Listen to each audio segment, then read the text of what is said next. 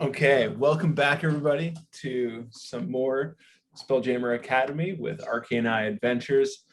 I'm Mike, your host and DM, and we've got Charles, Russ, and Chris with us today. We're going to be playing through Spelljammer Academy. Like I said, this is the second session, although we did not finish the first adventure last time around because you guys were dicking off too hard. So for people that are following along with the free adventure on D&D Beyond, we're going to be adding in kind of the conclusion of the first adventure and then rolling it straight into the second adventure. Everybody has already leveled up to level 2, despite not finishing the adventure because they did such a darn good job last week. Wow. Let's go around and introduce ourselves, starting with Charles. Who are you playing? Hi, I'm playing Raladin Stonesong. I'm a Furbolg fighter. And Russell? I'm Captain Plasmoid. I'm a bard. Plasmoid. And Chris? I'm Moncton, and I'm a Hadozi monk. Awesome. Before we jump into it, I do want to say for anybody that's listening between the weeks or between the days of August 9th to August 15th, I'm doing a giveaway on Twitter where I'm going to be giving away a box set of Spelljammer Adventures in Space when it drops on Tuesday. So go check out my Twitter account and then enter the contest, and you can win your very own box set of Spelljammer Academy, or no, sorry, Spelljammer Adventures in Space. If someone was so inclined, remind us what's your Twitter handle? Yeah, right. I forget how to promote myself. It's at Arcane_Eye. I thought you were the Arcane guy. Well, Description below. Yes, link in the description below. Thank you, Russ. My profile, you can give yourself a name and you have a handle. So my name is Mike the Arcane Guy, but my handle is at Arcane_Eye. Cool. Glad we got that cleared up.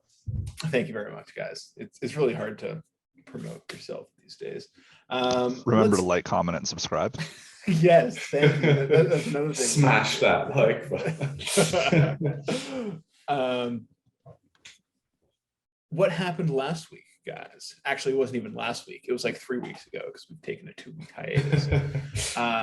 But you guys arrived at Spelljammer Academy. You were grouped in together during orientation and fought through a simulation where you were fighting all these different cool guys that had different interesting traits. I wouldn't just say guys. There seemed like a fair mix of guys and girls. There was a fair mix of guys and girls. I feel like guys is kind of gender superfluous at this point. Gender neutral. Yeah. Let us know in the comments below. Cool, I'm really looking forward to the wage in our Twitter poll. There's gonna be a smash cut between the start of this session and suddenly now, where Mike has to edit out whatever gets said. Just cut. So after the simulation, you guys were assigned a bunch of tasks to do during your orientation. You guys had to pick up you had to pick up some uniforms. You had to go choose your bunk, at which point Captain Plasmoid got into this really weird fight with this aggressive moon elf who was trying to take his spot. I think hugging was involved. Yeah, hugging and waste extraction was involved.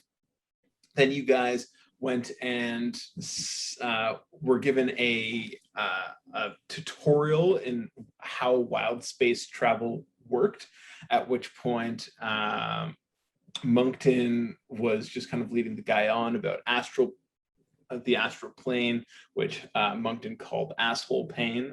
He didn't seem to understand what was going on there. In that same time frame, Raladin saw some Spelljammer Academy person smuggling something in and decided to tell his instructors about it. That person was caught smuggling in a type of rum that was given to cadets for doing a good job kind of behind the scenes. Your instructors at the moment, I can't remember, there were 2 gnomes that were very strict into the rules. said you did a great job by exposing this rule breaking, but you imagine that this might come back to bite you as you did rat on somebody. I'm a snitch. You're a snitch and you get a stitch. Hopefully only just one, Just one, just a tiny little. Then Moncton went to pick up some armor and weapons. I kind of have some regret on that one. We'll talk about that in game. The other two went to learn how to be spelljammers. Captain Plasmoid was able to do it no problem. Raladan needs a little bit of work.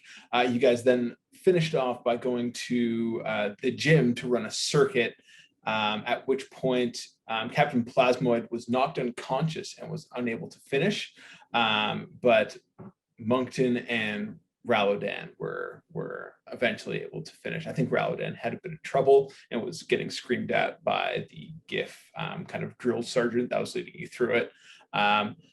But that's where we start now. So the GIF gym instructor named Merrick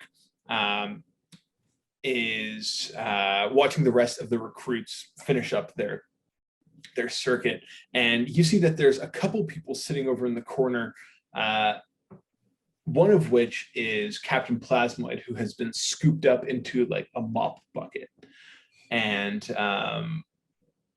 Moncton and Raladan, you've kind of gone over and you're sitting with them, waiting to figure out what is going to happen here. And Captain Plasmoid, you start to kind of come awake. Your form is recoalescing. So you're back up with 1 hit point. But as you start to move, you see Merrick stomps over and he's like, "Cadet, that was some of the worst circuit running I have ever seen. You have extra duty tonight. That means you're going to be mopping every single floor in this academy before you're able to go to sleep tonight. Report back to me before lights out. Do you hear me, Cadet? Do you have ears in that amorphous form? Or do I need to punch some for you?" Form 2 little kind of ear shapes out of the bucket. He huffs and just kind of like looks at his this like clipboard he has. He says, "All right, well, I actually have a job for the 3 of you before you kip off to bed. We recently got a delivery that needs to be brought up to Mert.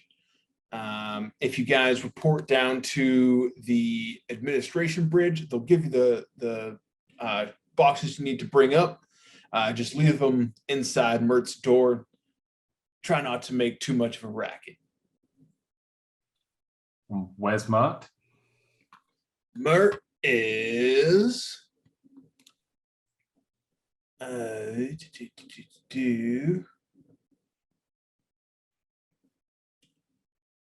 at the bridge. The bridge quarters is where Mert's room is, the officer's quarters. So head down to administration, pick up the box, bring it up to the bridge, leave it for Mert. Report back to me before lights out, Captain Plasmoid. The rest of you, grab some dinner. You did a good job today. Oh, I'm doing this on my own? No. Sorry. All 3 of you go, bring the boxes up. When you're done, you amorphous blob, come back to me. The rest of you are dismissed. Okay, I look forward to it. Roger. So are you guys doing anything in prep, like while you head down, making any stops, or are you guys just heading straight down to administration? What's the bucket made out of? Plastic. It's the exact like yellow plastic mop bucket that we've all seen with wheels on the bottom and stuff. Okay. I can't remember if I can eat plastic or not, but it's all good. I'll reform my humanoid shape. Okay.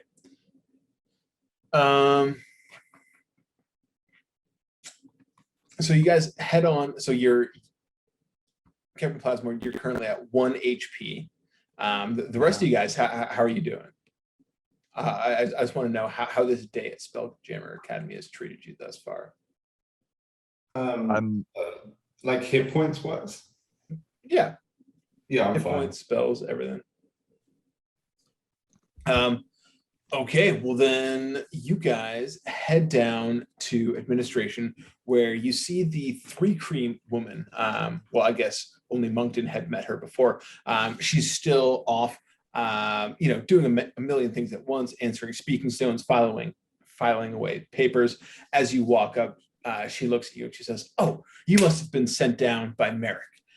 Yes, so the boxes are just behind me. Make sure you grab the gold helmets that are sitting with the shipments, or else you won't be able to get up to the bridge quarters.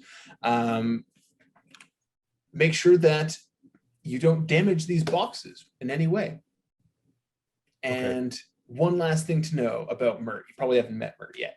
Well, he was up late entertaining visiting dignitaries from the Rock of Brawl. So he's feeling a little worse for wear. So I would suggest you head in there and you keep the noise at a respectable level. What's so delicate in these boxes? You see, she's already getting pulled away to other tasks. She's like, I don't really know. These were addressed to Mert. They've just arrived today. But yeah, if you just bring those up, avoid disturbing Mert, I'm sure everything will work out. Okay, bye. And she just turns away from you, starts sorting more things, and then you guys see behind my gold helmet. yeah, same. you guys see that there is a wooden shipping crate. It's about 2 feet on each side. There's a big large label that says "For Mert." Looking at it, you would imagine that like one strong person can carry it awkwardly, whereas like 2 characters could carry it pretty easily. And that's it. It's just a one big crate. Yeah.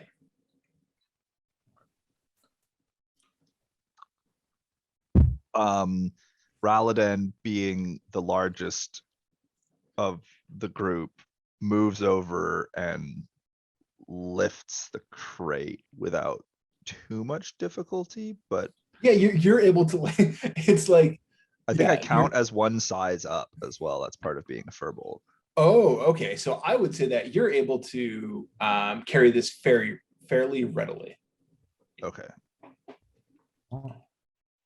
Yeah, and then are you guys just heading up the stairs, delivering the crate?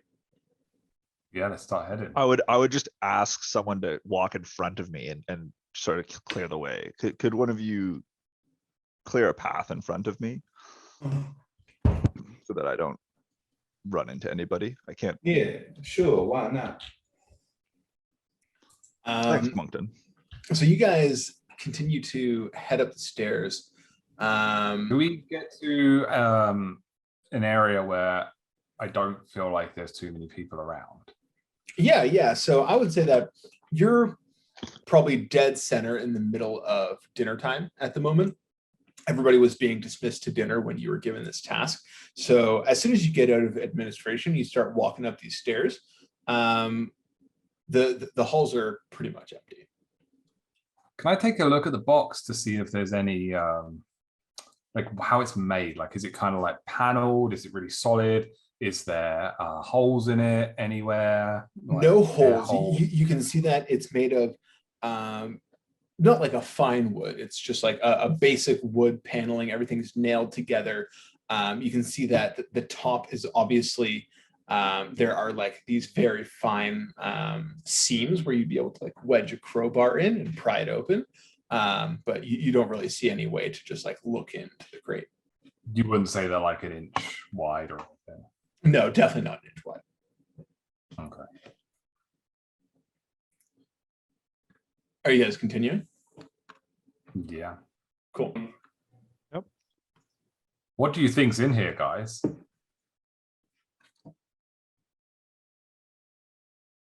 I'm not sure. I don't rightly know. As you guys walk up in complete silence, you guys definitely not the best imagination. You eventually get to the bridge quarters, which is just one level down from the sky dock. And you walk through the empty corridors, your feet echoing off, footsteps echoing off the empty stone hallways. And you get to a wooden door made of handsome wood. And you see that it is just like a partial creak or a crack open. You can hear snoring from inside. So looking on the map of the bridge quarters, are we entering into the bell end? You are entering exactly into the bell end, yes. Charles, you can pull open the map now so that everybody can see the bell end. So yeah, you guys have arrived at the door, crates outside. You were told to drop it off inside Mert's quarters and not make a noise. Outside Mert's quarters? Inside. Inside Mert's quarters. Right. Okay. So we have And how stealthy are you, Raladan? It's not, I'm not horrible, but I'm also, you know, I'm wearing armor underneath my uniform right now, so probably making more noise than I should. Moncton is just like, I'm a pretty stealthy motherfucker. Why not give it a go? How about you, Captain Plasmoid? Are you pretty stealthy? No.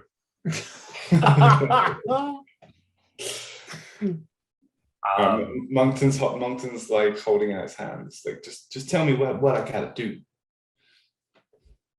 Gotta get this inside that room without waking the guy up. Well, yeah, I get that, but just anywhere inside? Does it have to be on table? You heard inside. Inside. So could I not just like stick my arm around the door and drop it inside? This is a 2 foot by 2 foot 100-pound crate.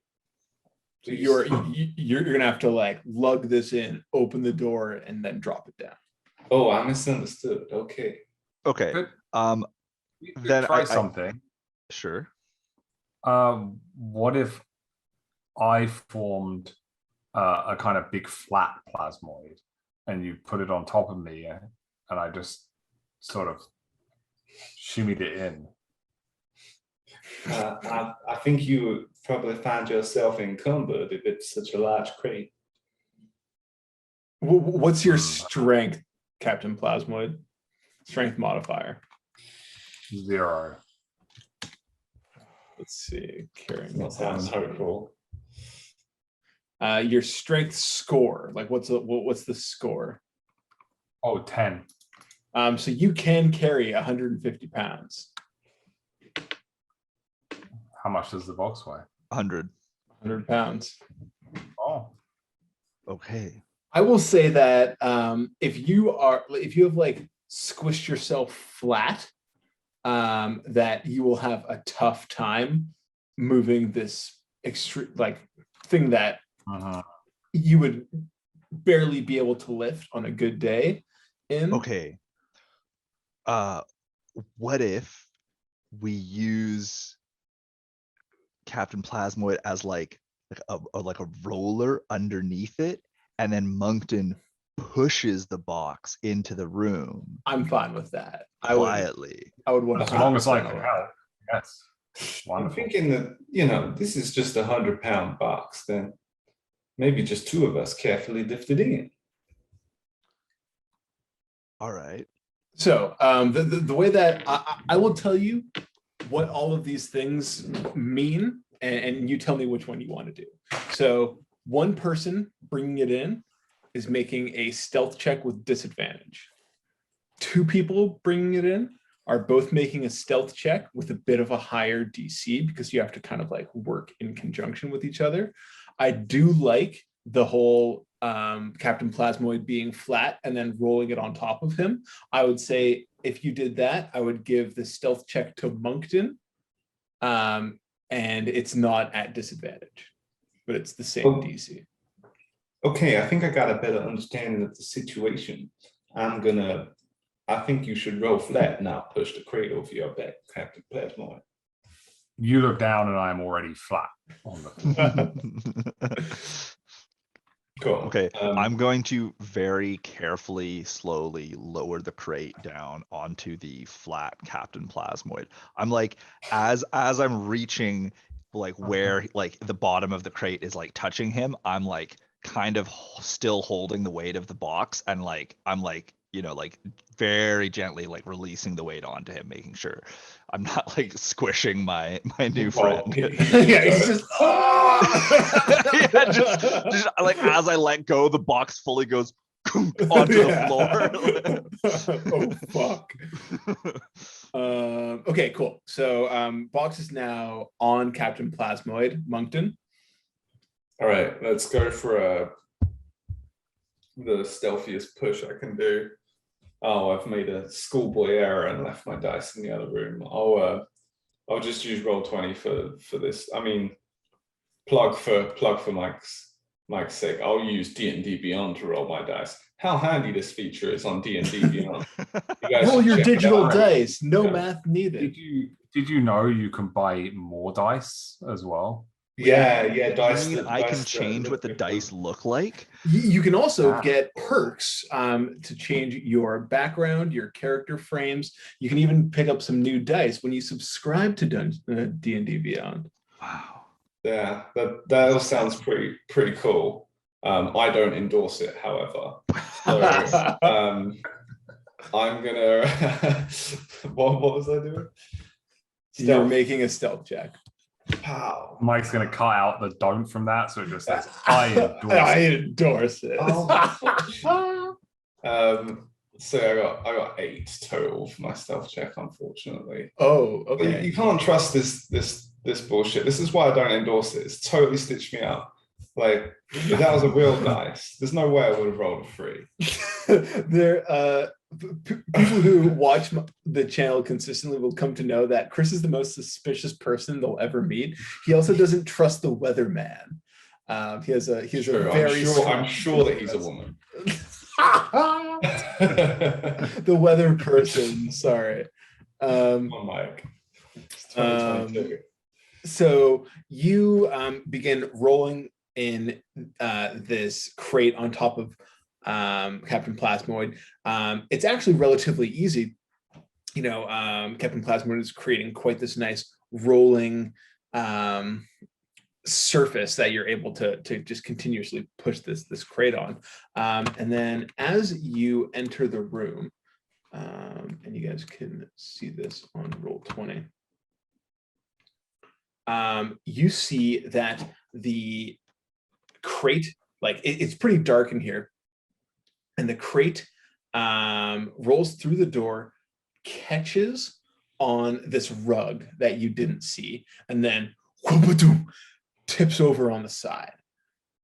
And you hear like a from the bed, and you hear, oh god damn, my head's exploding. Just, you came to drop off the crate, but you woke me up. I'm very sorry. And then you hear over the moans of this very hungover dwarf that is in this bed in the room. You're skittering coming from the crate. And before you can really react to anything, a bunch of these tiny bugs looking things burst out of the top and begin to swarm around the crate. I'm going to need everybody to roll the initiative. Oh no. Why on earth are you having these delivered to you? I don't know what's going on here. They're bugs. I'm gonna get my dice. 19. Well. 3 holes in the think- ground. This guy's been drinking some of that smuggled alcohol. Oh, just maybe. The Raladan Wow. was mentioned on Sorry, Um, who got 19? me, Captain Plasmoid. Me, Captain. Raladan. Where's my initiative bonus? Oh, it's there. Okay, 3. When Chris comes back. I regularly open up the session with a natural 1. That's Um, interesting. Yeah. Not so bad using it on initiative. Not so- great when there are 8 enemies who potentially go ahead of me. But So wait, you know, Captain Plasmoid was here, Moncton was here, Raladan was right outside the door, Okay. and then dwarf guy. So that's more like it. This is 17 for Moncton in the initiative. Cool. Well, then let's get started, shall we? Captain Plasmoid, you have 1 AC or 1 HP. You're in front of this army of tiny creatures. What do you do? I'm more concerned that we've upset what's his name? Mert. Mert. Yes. I'm more concerned that we've upset Mert. He seems really sort of pissed off about this, and I do not like people being upset or sad.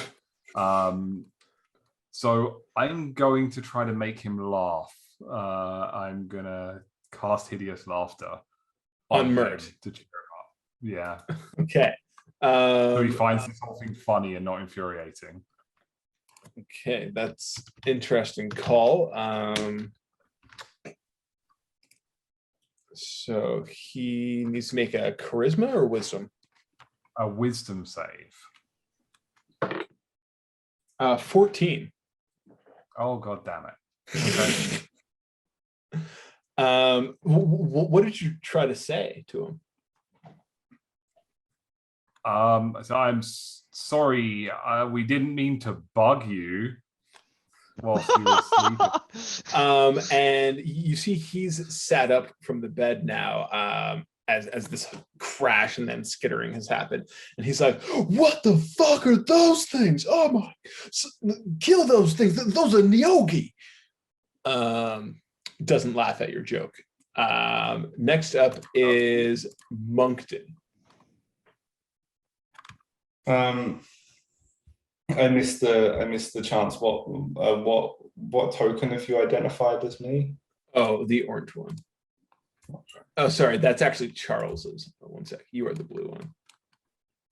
Gotcha. Okay. So yeah, I think I'm gonna kind of skip over to the side level here. Actually, wait. Hold that move. Hold. Where was I? I was like here. Because yeah, I'm forgetting who I am. I'm mostly Can't forget who you are. Exactly. I'm the attack man. that's his name. Don't wear it out. I also know that. Well, anyway, I will go up. I will. Yeah, and I will quarterstaff this guy on the corner in front of me just to be like, shit. We're being told to kill these guys. Die. Cool. Go ahead and make your attack.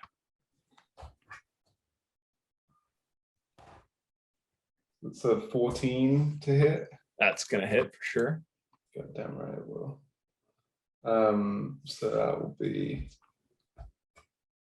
We'll say for sake of argument, I came swinging in with a two-handed blow with my quarterstaff to gain the additional D8 for all the good it did me.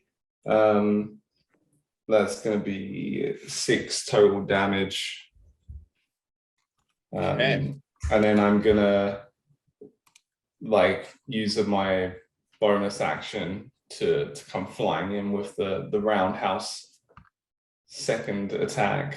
Cool. Make your attack roll. This time it's a 19 to hit. Hits. And this thing's dead. It has 1 HP. So you like smack it on the ground. It like crushes down. It's like just starting to limply get up, and then you boom stomp on Yeah, and I'm just like, the only good bug is a dead bug.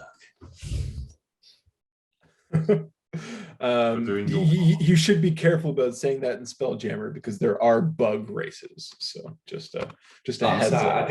I didn't mean to be racist. It's like whoa. Okay, so Lady now gave us this box. yeah. I know, so you just hear Captain Plasmoid yelling this. Whoa. Bug lady gave us the box of bugs. Okay, so now these Neogi hatchlings are going to scatter around the room. 2 are going to go up by Mert. 2 are going to come down here. I'm just going to shift this guy. And then 1, 2.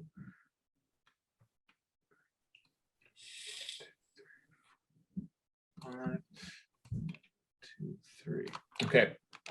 So the 2 that are attacking Mert, I'm not going to roll for. These 2 here are going to, or 3 are going to attack Moncton. So the bite attack is going to be a natural 20. Natural 1. So that's going to be 2d4 plus 1 damage. Mike's got the D&D Beyond employee. Yeah, exactly. So that's 4 piercing damage plus 4 poison damage, and I need you to make me a Constitution saving throw. Dang, I was hoping I wouldn't get. I guess it's the hardest I could possibly get hit. Yeah. A con save? Yeah. Ooh, baby. That's a 12. Okay, that passes. Oh, is that? Yeah, we're just little babies at level 2. 12 is Yeah, fine. Second attack misses. That was like a 3, and then the third attack it's a 10 plus 3, 13 to hit.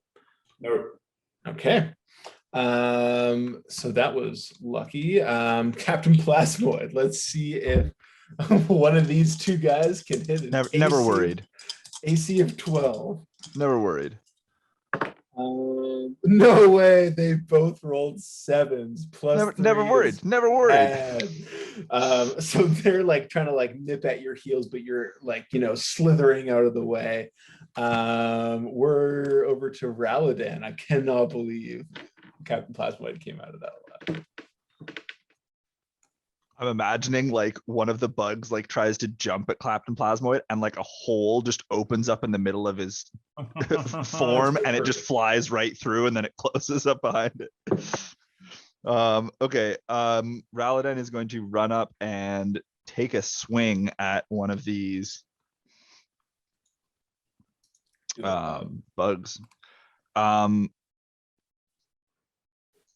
I would also, you know what? I guess that'll be a free action on my turn, but I am going to still take a swing. Cool.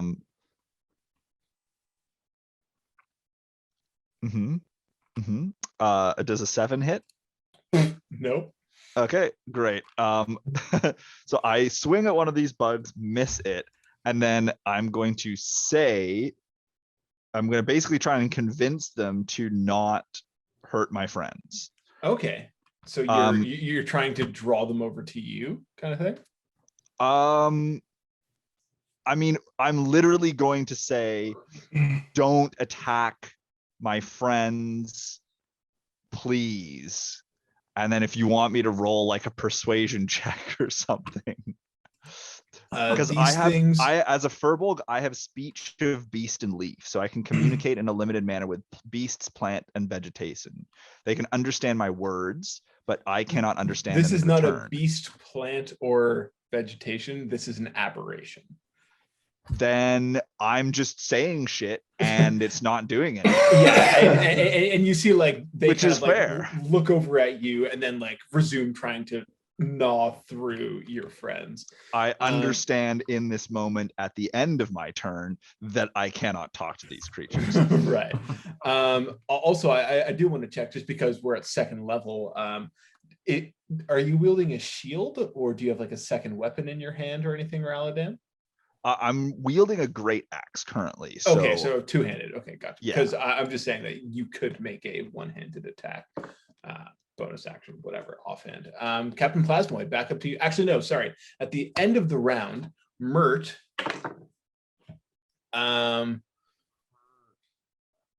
rolls like kind of like is getting swarmed by these two Neogi, rolls off the bed and tries to unravel himself from the bed covers. Then we're back up to Captain Plasmoid. Did he succeed in unraveling himself from the bed covers? Certainly did not. You said it was me, Captain Plasmoid. It is you, Captain Plasmoid.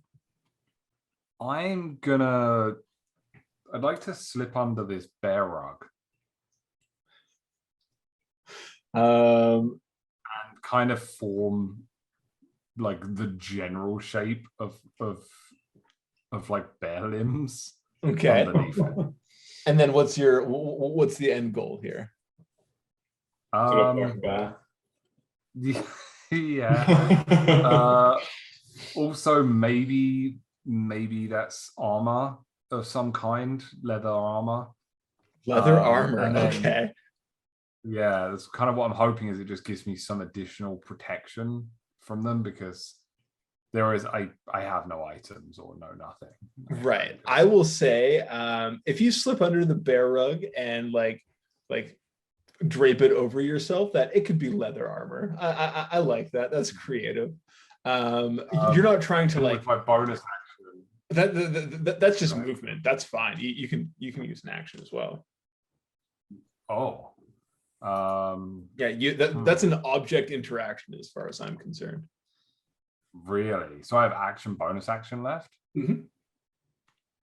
Okay, well, for bonus action, I'm going to bardically inspire Moncton. Okay. By just good choice. Screaming, "Save me, Moncton!" And then, what can I chuck at them? I have good things. I intentionally picked really nothing particularly offensive. Oh, I have Dissident Whispers. I'll Dissident Whisper on one near me. Which one?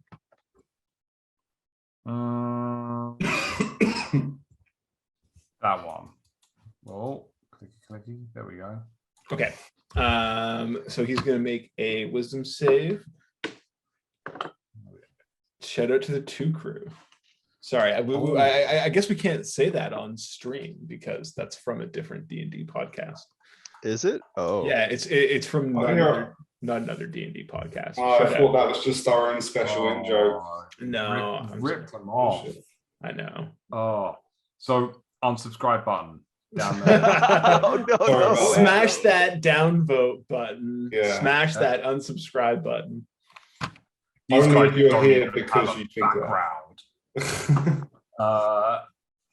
8. So he's going to use his reaction to move 1, 2, 3, 4, 5 away from you. He also takes how much damage, Moncton? Or sorry, Captain Plasmoid? Opportunity attack? You said 8 damage? Yeah. Oh, wow. So It's we were going to do opportunity attacks, but he's just dead. Oh, okay, cool. You see he skitters away, and like as he's like running across the floor, his head explodes out. Moncton, your go. Cool. Well, yeah, I guess just surrounded by these guys, like Moncton kind of like looks around and just like raises up his quarterstaff again with both hands and just comes slamming down on the next one in front of him. So this, oh shit, I'm clicking on the stream screen. This one.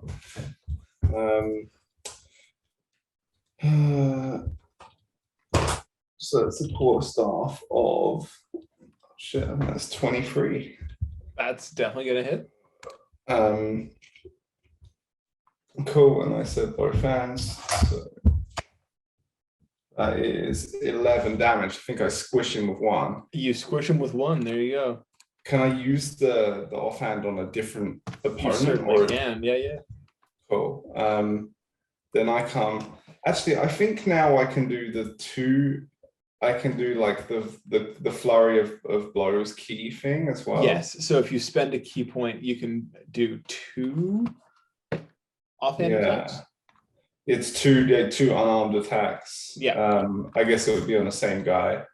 No, I think you can do them to anybody within melee distance. So Okay. but- Well, let's start with an unarmed strike. So I like come in, I just like smush the one to the floor, and then I just like look down at the dead one, like look up to the right to the one that's next to him. I'm just like, I step forward with the headbutt. And then so that's oh shit, sorry, we'll get back to my actions. Oh, nice. That's a 17 to hit. that hits. That's a D4. So that's 6 headbutt damage. Okay. He is like squished down to the ground and like just barely moving. Okay, and yeah, I just like after the headbutt, I see he's fucked over, and I just come in with the stomp off with a 14. 14 hits. So he's dead. He has 1 HP. Moncton with a great turn fucking crushes 2 of these Neogi hatchlings down into the dust. Take that, motherfuckers. Okay, so then that is these Neogi's turn. We have 2 still kind of like chasing Mert around as he's rolling around in his bed sheets. We have 2 more. I'm going to roll a d20 to see if the one between Moncton attacks Captain Plasmoid or Moncton. We'll say 10 and below, it's Captain Plasmoid. It's a 20, so he crits, except that wasn't his attack roll. But he is going to attack Moncton. 12 to hit, which I think misses. Yeah. And then the other one is going to attack Raladan. 16 to hit. Oh, that meets. Okay, so then that is going to be 4 piercing damage and 6 poison damage. Damn, that was almost max damage from his attack. So that's 10 damage total. And give me a con saving throw. You guys are kind of lucky they haven't been hitting all that often, or else you guys would be fucking dead. Oh, natural 20. Natural 20, cool. So you resist the poison as well. Then down to Raladan. All right. Right back at you. Is a 16 to hit. That hits. Okay, and 1d12 plus 2, 8 damage. 8 damage, squished. Nice. Okay, so then there is 1 Neogi left, and we're back up to Captain Plasmoid. Oh, sorry. One with Mert is going to be. So he finally gets out of the bed covers. He's like hopping around in his underwear, and like kind of hops over to a bedside table, which he grabs this like beautiful looking rapier off of, and then turns to face the 2 Neogi that are chasing him. And then it is Captain Plasmoid's turn. Okay. Given the success before, I will attempt Dissident Whispers again. 3, so definitely fails. Some of that. That is 12. Holy shit. So again, like this thing just like shudders for a second and then top half blows off. I'm going to say, okay, Mert, enjoy your delivery, and Shuffling away.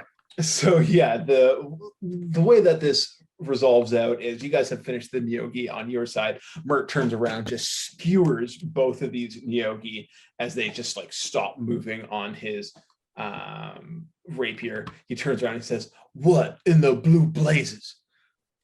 What the hell was this? Why did you bring this up to my room?" It was to be delivered to your room. Who told you to deliver this to my room? Merrick. Here he goes, snitching again. And you can hear, so the sounds of battle in this room have alerted at least some guards as they come. You can hear footsteps from outside that are walking towards your door at quite a quick pace. The door opens behind you and you see that there are a couple of guards and Mr. Blip as well, the auto gnome that Moncton has dealt with before. And he's just like, what is going on in here? Oh my goodness. As you can see, just like blood covering the ground. And Mert's like, Mr. Blip, I want to know who sent this crate right now. And Mr. Blip says, unfortunately, it looks like the crate was merely a distraction. There was no sender. We just knew it was to be delivered to your quarters, and it was to serve as a distraction when I don't know how to say this, sir, but there have been burglaries in the academy. They have broken into our stores and stolen some highly sensitive objects. And you can see Mert is just like dumbfounded. You can see like the red creeping up on his face, and he's like, I want a meeting of the faculty now to discuss what we're going to do about this, because this is unacceptable. The rest of you, he points to you three, he says, thank you for what you did and not just leaving me to defend myself against these 8 creatures. I really appreciate what you've done here today. And now head down, grab some dinner, and we'll see what comes of this tomorrow. Sir, yes, sir. So you can see as you guys begin heading out, stepping gingerly over these dismembered insects, that Mr. Blip and Mert are starting to talk about just the extent of the burglaries that occurred while you guys were distracted with these Neogis. Is anybody trying to listen in, or are you guys just going to head straight down to? Oh yeah. Okay. Yeah, we'll hang around. So you did. I will say that you remember on your orientation checklist that there was a note that said, due to recent thefts, security checkpoints are in operation throughout the campus. Failure to stop when challenged will result in disintegration.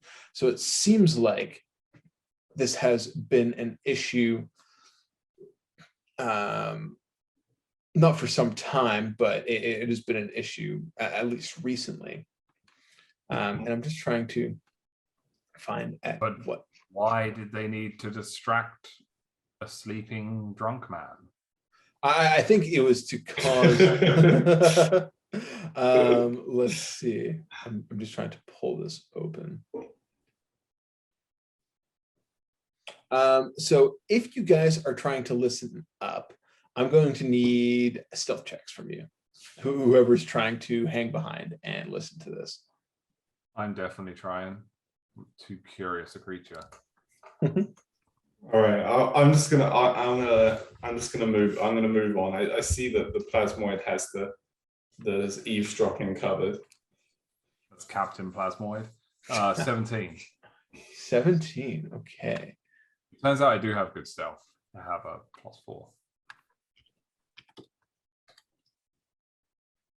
+4. So you hear that.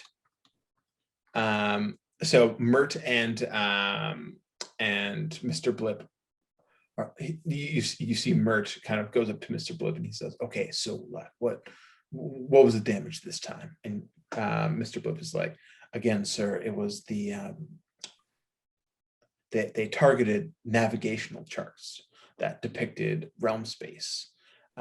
They were taken out of the Spelljammer Nexus, the training area for Spelljammer cadets. And you hear Mert is like, oh man, these thefts cannot continue on. They've shaken the confidence of the Academy's investors, and they're reducing their monthly funding.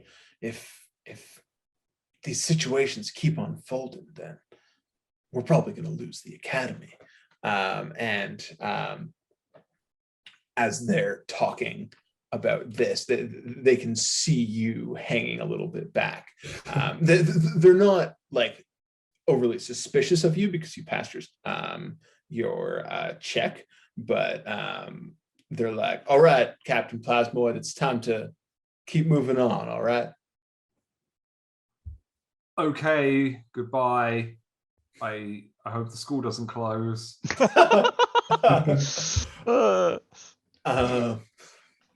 You see they both are like staring daggers at you as you I love I your just characters, got here. Russ. I haven't learned to fly yet. I love all the characters you play. Are you taking the bearskin rug out with you? I was trying to very slowly move as the bear form still out of the room, yes. I'll say that Mert sees, and like again, like people know how socially inept most plasmoids are. So you kind of get a pass when it comes to randomly stealing and disintegrating stuff, especially for people that know why plasmoids do this. So he's just kind of gonna like look behind you, shake his head as you move out with a bearskin rug that is now leather armor for you. Nice.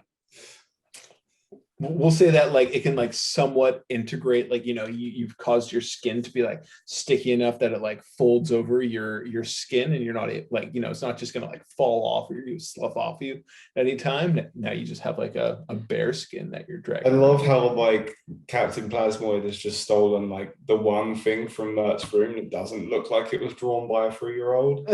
And just take it off. What, you don't like those squiggles? I like how the bed has like a small pillow and a big pillow. That's my favorite touch. Are we One gonna small link ring that thing on the design left below? side looks like it's got a face on it. To me. That's actually a fishbowl. I But- hope Mike drew this and not a real designer, and we're just talking shit about it. Luckily enough, posting the links to download the designers. Yeah. You can see the designer. luckily below. enough, it was a real designer, so you can shit on him all you want. Oh no! No. Well, So- We Do- want to shit on you. do Mike. better. Whoever Hey, I'm really this good is at a- bears. This is a free adventure available in D&D Beyond, so they're not dropping too much money into art. If you subscribe, the maps are not so shitty. And you can buy more dice. Okay, so you guys have slunk off. Captain Plasmoid, are you filling in the rest of the party with what's happening, or are you keeping that to yourself? They're gonna close the school. Are you? You know, I like the bear look. It reminds me of home. It's good. I like it. I mean, Wait. you know, if you think about it, I've always been bear. So this is Moving Bear too fast for naked. me, Captain Plasmoid. You said that they're closing the school? somebody's been stealing navigational charts. And there's investors, which is interesting. I didn't expect that. I thought this was probably all very magical, but there's actually investors and they're getting cold feet and they're going to pull the funding. I don't know if there's a school board or anything, but they're Yeah, going to this pull is the all funding. sounding pretty real. Yeah, it's quite sad. Like we just got here. Yeah, I don't want that to happen. Like, I just met you guys. Like, we've got so much to learn still. We've got so many adventures to have. I feel like we should do something about this. Yeah, agree. you know what? I bet it's that you know, that girl, that racist girl that was giving you trouble about the bump. I bet she's stealing that shit. Fuck that girl. I thought the same thing. But yeah. So as you guys are talking about this, you have arrived down on the cadets mess level, which is the cadet quarters. You guys arrived down, and it's quite rowdy down here. You can hear that the dining hall is full of cadets eating their nightly meal. The Weeping Goddess Tavern is also quite full. Captain Plasmoid, you know that you're able to eat, but then you have to head off to mop the floors. Oh man, I forgot about that. So what are you guys doing? Just like grabbing a quick bite, heading to bed? Tell me what your evening at Hey, Spelljammer Academy looks like. I can help you mop the floors, Captain Plasmoid, if he's not mad about that. If it's just that they need to be mopped, then you know I can help lighten your workload there. That's not something I'm against doing. That's a beautiful sentiment. He does appear to be mad about everything. So oh yeah, well I mean, yeah, fair enough. Hey, let me know if I can help you out though.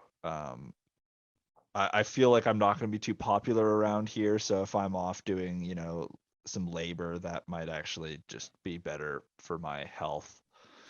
Are you going into the Weeping Goddess Tavern or into the mess hall, as you say that? I think I'm with Captain Plasmoid and Moncton, so wherever they're headed for food, I'm going with them. I reckon it's the tavern.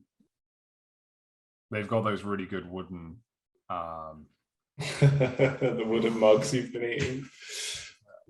Oh my goodness. Right. Sure. Forgot about that. Yeah.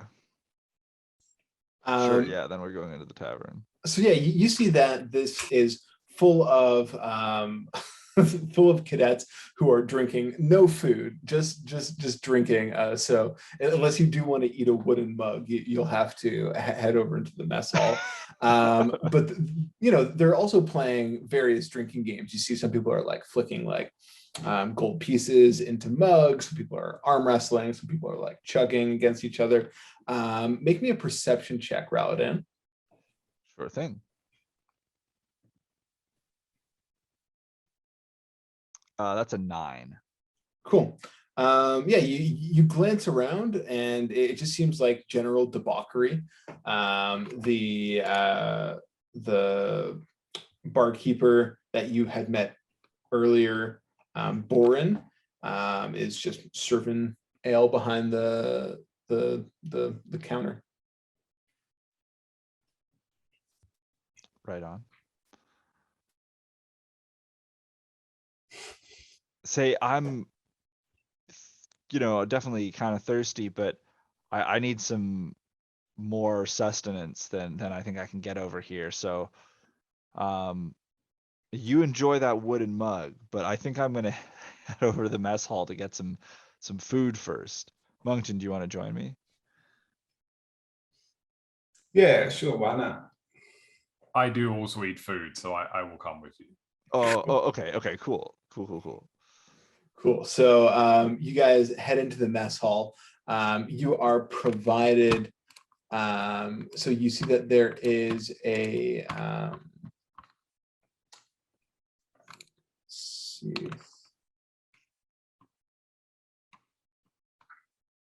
There's an auto gnome behind the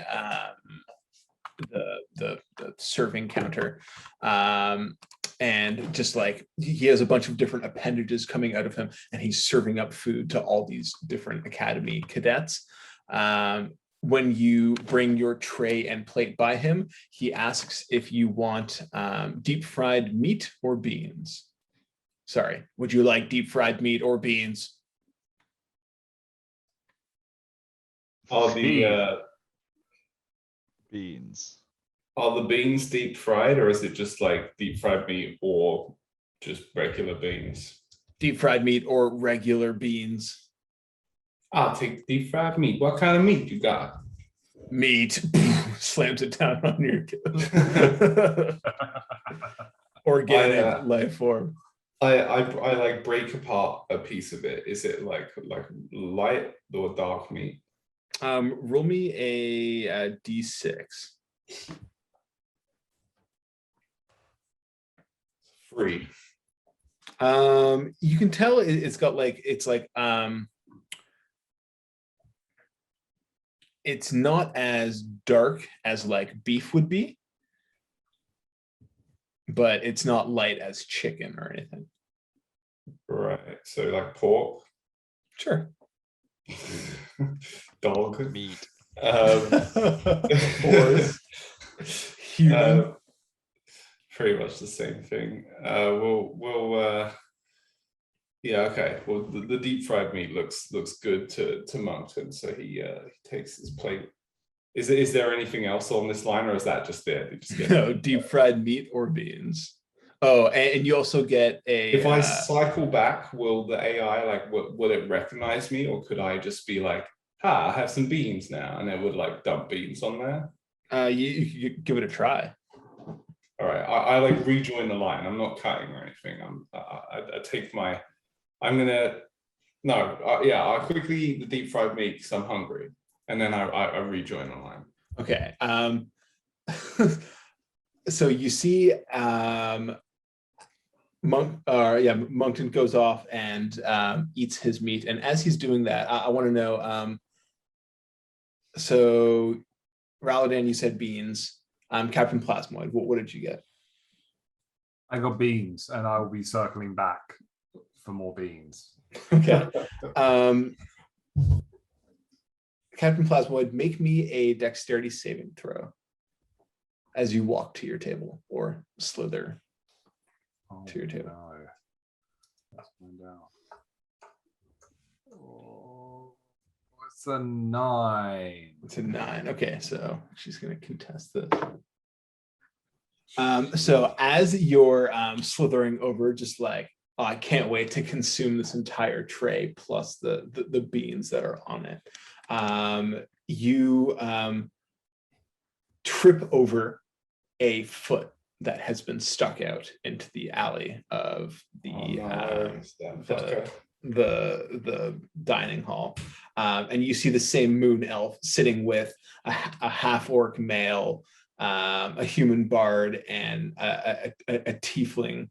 And as you like crash down to the ground, beans fly everywhere, all over yourself, and your new bearskin rug. They just burst out laughing. Okay. Can I stand up? Yeah. I'm gonna take my bearskin off. Okay. To expose my full so you've tripped, put beans all over yourself, stood up, and removed your clothing. Okay.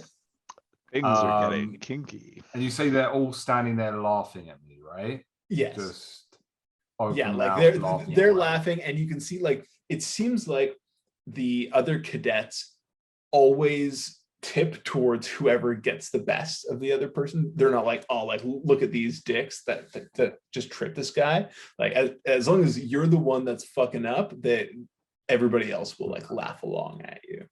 So this half orc boy, who I can see laughing at me. Yeah. Plasmoids can fit into 1 inch space. I'd like to try and climb down his mouth.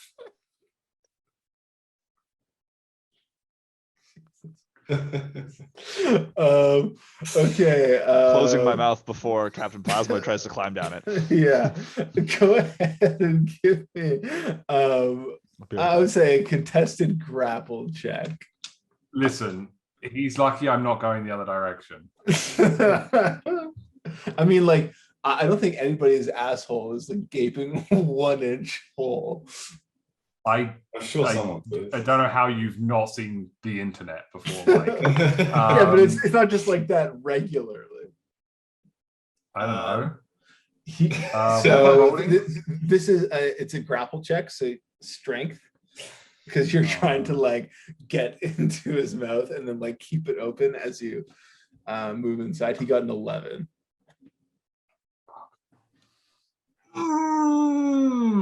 Check the roll on D&D Beyond. It's a natural 20. Natural 20. That Okay. means, like, I was gonna make you roll like another one to like go down his throat, but with a nat 20, I'll say that you. So how roll far? me a throating check. How far are you? Like, are you entering his body entirely? Yeah. Jesus Christ. So I will say, there's kind of like 2 levels that you can do this. You can do a partial throating, a deep throating, some would say, with your natural 20, and then pull out and continue the situation. Pull out game strong.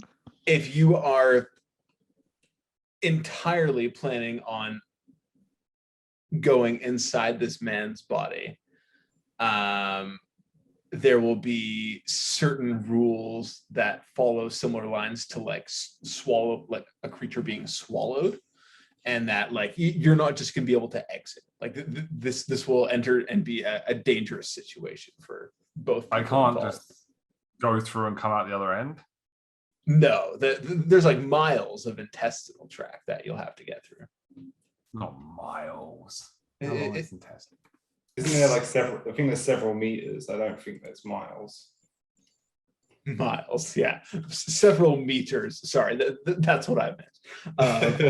Intestinal tract that you need to get through. Like I will say that this is not, and like also you're dealing with stomach acid. You're dealing with 15 sphincters. feet, did you say? 15 feet. Yeah, that's pretty impressive. What's your movement? That you probably have like 30 feet. feet. He can do Okay. it under 6 seconds. This is certainly. I would say that like one round of like squeezing through something that intense would be like you could move maybe 5 feet. We'll It's a go like trike. a round for each like section of the digestive tract. So it takes a round to get into the stomach, and then a round for the small Lower intestine, and then a round for the large intestine. Yeah. And all the while, I will say, you're contesting with stomach acid right now, and you have 1 hit point. And if you So I'm get just if you gonna fall kind of- unconscious All right. in this I'm just man's gonna body, kind of- I don't like this, but I'm just going to kind of be mostly down a bit. So he's just like, and then I'm just going to like grapple like him. Oh, right. So you've deep throated him, and now you're hanging on. I don't like this any more than you probably do. I was just imagining I was going to kind of like just shoot through his body and come out the other end, and everyone would probably think he was terrible and not me. Although, like, maybe they'd watch it and it would look like he just pooped me out, and then that might be even more embarrassing for me. Oh god, I haven't thought this through. That much is clear. Yeah, so you see Moncton and Raladan, like you guys are watching this all happen, and you see like you know, you see the foot come out, and you're like, no, Captain Plasma, and he like gets beans all over himself, and then he stands up without saying a word, sloughs off his fucking bear skin At which rug. point Raladan goes, internally. But has no idea what's coming next. And then just like grabs onto this guy's face, like fucking like alien style shit, just like boosh, head crab style. Grabs onto his face. You see tentacles like wrap around the back of his head. This guy's like, and I will say at this point, you're entering initiative. Like you can't just like assault somebody like this and not enter initiative. So roll me initiative. Everybody can roll me initiative if they would like, but the first round is going to be between Captain Plasmoid and this half orc gentleman. He's choking. I would suggest that they started it. Oh yeah, they definitely started it, but like you've also escalated it to a certain extent. Would you agree that I got that a 20? Okay. No, I feel like my response was justified. Yeah, it was a pretty like equal, show of Right. Okay. aggression. Pull up this guy's stat block in a sec.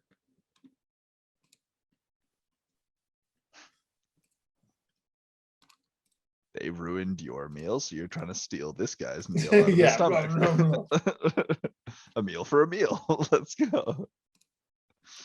It's only fair. Only fair.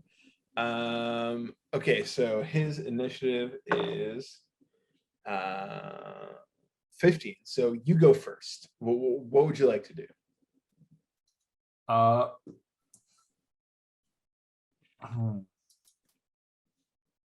Again, this is a very similar situation as to what happened last time, where like the situation definitely stepped up a bit, and then you stepped off, and it kind of like broke off. Like I would say that if you broke the grapple and like backed off, then it could kind of be like a hold me back situation.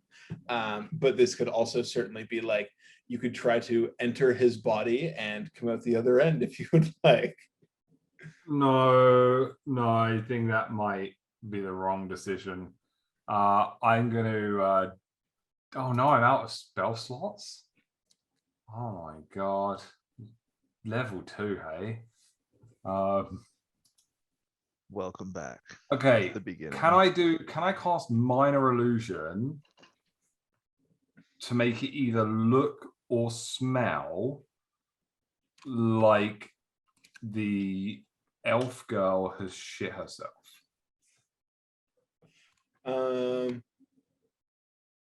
I can create a sound or an image. I don't think you could like prestidigitation is. Well, I could do no minor illusion. Yeah, so I'm saying prestidigitation would be the smell. Prestidigitation is smell. Can I make a sound that's coming from her bottom area that sounds like a really wet fart? Okay. With the intent of doing what? Are you hoping that everybody believes this? Yeah, I'm hoping they laugh. She shit herself. Yeah, the illusion is that she shouted. So I will say that unless you have some kind of power, unless you have some kind of way to like negate your components, you do have semantic and material components. So everybody which is everybody in this room who's watching this will be able to see that you're going like bibbity bobbity boop, and then just like a huge wet fart sound comes from this. Okay, then before I do it, I'm going to yell, "Prepare to shit yourself."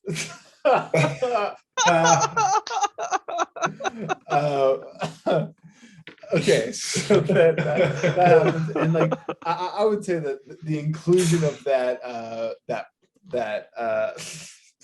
warning. Go ahead and roll me a deception check. Oh God, what's happening? We haven't even got to the. Oh, it's a natural 20 again. No fucking way. We haven't even got to the special premium D&D Beyond dice. We haven't even got to the beginning of the second adventure, and we're so far in. I shouldn't have let you guys go back to the mess hall and fuck around. So you as you're half down this orc's throat, You look over at the middle, you say, prepare to shit yourself. You make a semantic gesture, and a wet fart rings out. She looks horrified at it because everybody has turned to her and is starting to laugh. Unfortunately, the half orc that you are half down the throat of, that you're Please grappling. find Sorry, another way to describe that. sorry. Is at the end of your turn. I guess I have movement left. I'll say that breaking this grapple will cost half your movement, seeing as you are half down her throat. I'm just gonna stay. I'm gonna keep with it. Cool. So then she grabs a great axe off the back of her throat, or sorry, back of the throat, back of herself, and she's just going to swing at you. Seeing as like you're like I would imagine that you're kind of like 80% out of her body and only like 20% in. I'm in the orc's body. Yeah. Sorry, his body, and so 20% in, 80% out. So he's going to take a great axe attack at you. He rolled a 19. That's a 24 to hit. Okay. So he's swinging an axe essentially at his own face as well at this point. Yeah, like he's reaching for his weapon to try to harm whatever has tried to crawl down his throat. So he rolled max damage on his great axe. That is 15 damage. Oh no. But you're level 2, right? So He had 1 HP left. Fortunately, that didn't go past your max hit points down. Max hit points. That got very close. 2 away from being past my max hit points. So from being insta killed.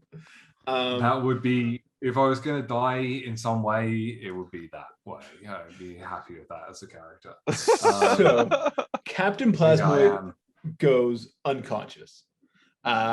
He kind of like completely, for the second time in so many hours, turns into a puddle, and this half orc is just like like throwing up the parts of Captain Plasmoid that have gone limp in his throat.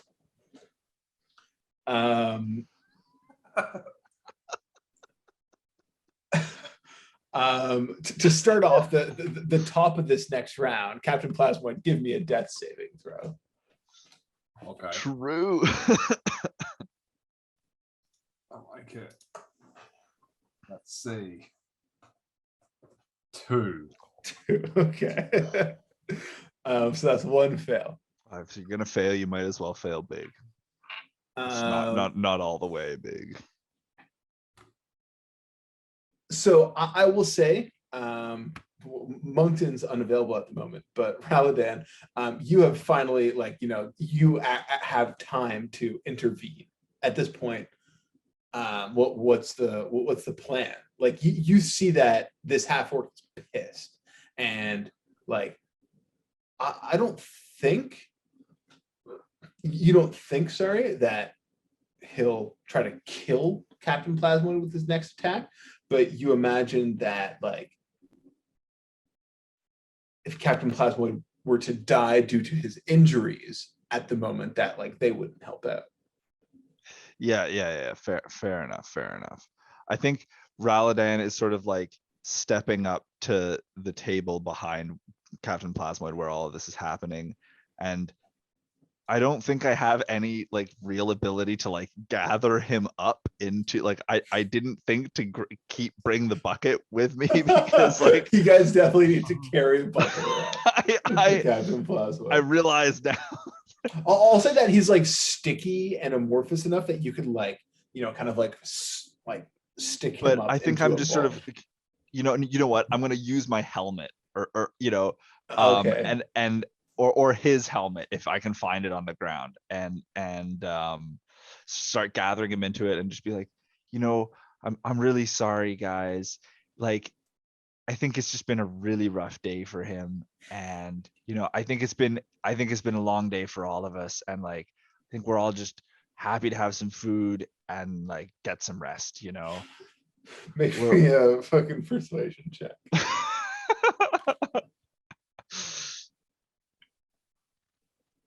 Yes, that is a 19. So as the half-orc is still spitting pieces of Captain Plasmoid out of his mouth, the moon elf leader of the group is just like, keep that freak away from us, because the next time he like tries to do something weird like this, we're probably just gonna like, I don't know, we'll have to see what happens. Wow, that's a good threat you just put in there. You can see the words like "we're gonna kill him" are on his lips, are on her lips, and then she looks around at the crowd of people and is just like pulling it back a bit.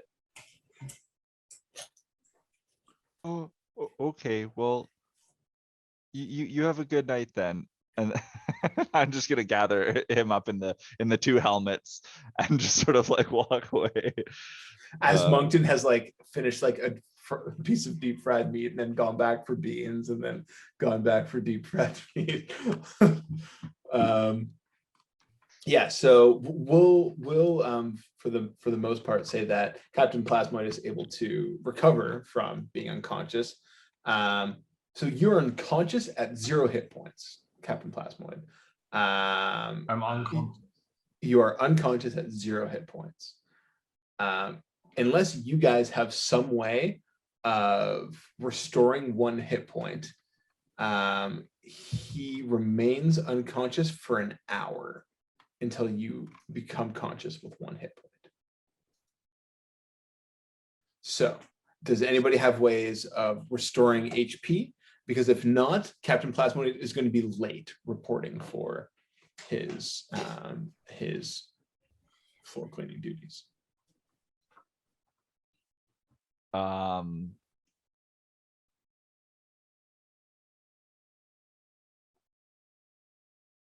I don't have anything myself. That's a shame because I do.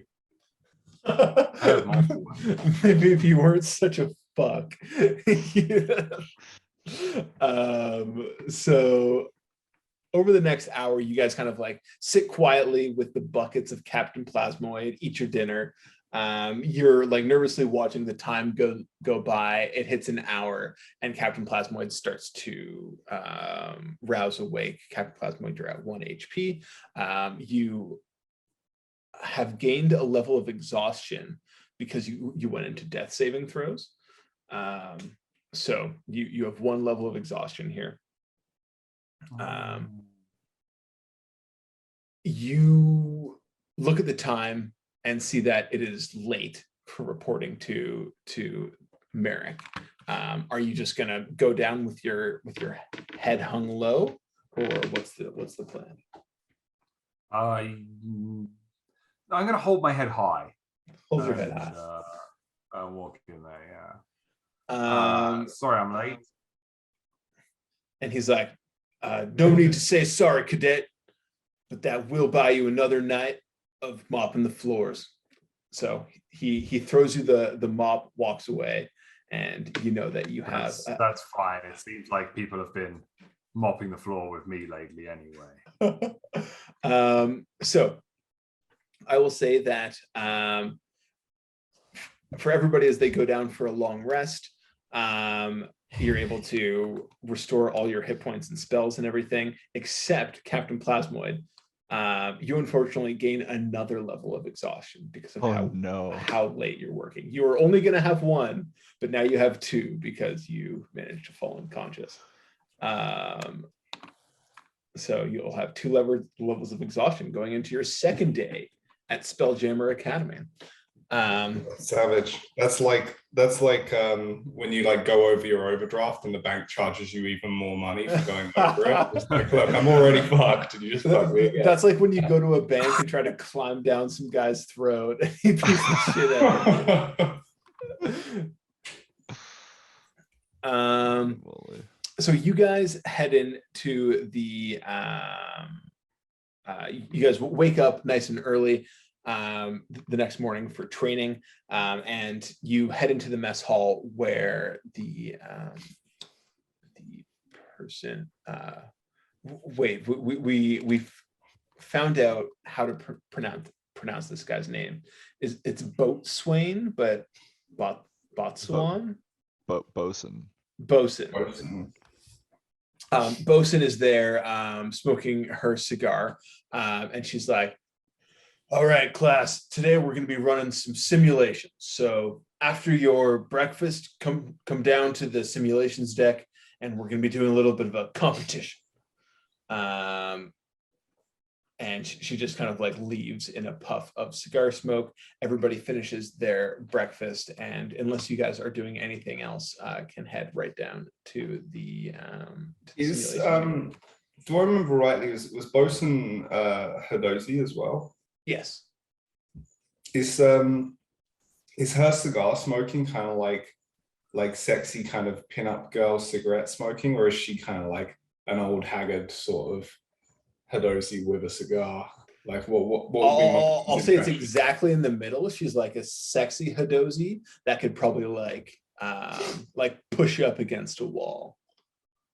Right. Okay. She's like the kind of like middle-aged divorcee. Yeah. Sort of yeah, exactly. Sexually aggressive. Teach you all kinds of things. All right, cool. Just want to know where Monty stands with this teacher. Okay, so you head down to the simulation chambers. Ooh. And you see that Bosun. Fuck, is that right? Come on, Mike. Get your shit together. Charles, not if that's right. Bosun. Bosun. Just say Botswain. Just fucking Boatswain. Like it just looks entirely wrong. It's such a weird word. It's one of the Bosun. weirdest words in English. So Bosun is there with Master Blip, whose eyes are shifting from bright blue to orange to green, as he's like talking to cadets and then like turning around and like fiddling with the instruments that will run these simulations. And as you guys head in, you're handed two pages of parchment, a wild space map that shows the route to your destination, and a crude sketch of a logbook you're supposed to retrieve. So Bosun steps up as you guys are. Bosun, what are you guys laughing at? No, nothing, man. It's all good. Who came in again? I don't know. So it's a title. Is there a name associated with Bosun? Bosun. Oh, it's a title? Yeah. The bosun is like usually like member of the crew of the ship that like Sick. has some I'm calling her Tarto from now on. Bingo. There we go. Oh, that my is God. her name. Thank God. Bosun Tartu. Tarto. So she steps up with her cigar and she says, all right, cadets, we're going to need two of these groups to step forward, and you guys are going to be competing in order to complete a number of challenges, and then you will be scored against the other group that is taking this test. And she points at your group, and then she points at the Moon Elves group. She says, all right, you weirdos and Fina, you guys will be going first. I will need each of you to discuss amongst yourselves and assign a role to your crew. So we'll need one Spelljammer, we'll need a captain, and a shipmate. Decide those roles amongst yourselves. Okay, how are we going to divide this up? Well, I'm not a spelljammer, so I will be the ship's mate. I'll be right back. I already have captain in my title. I feel like I'm born for this. I'm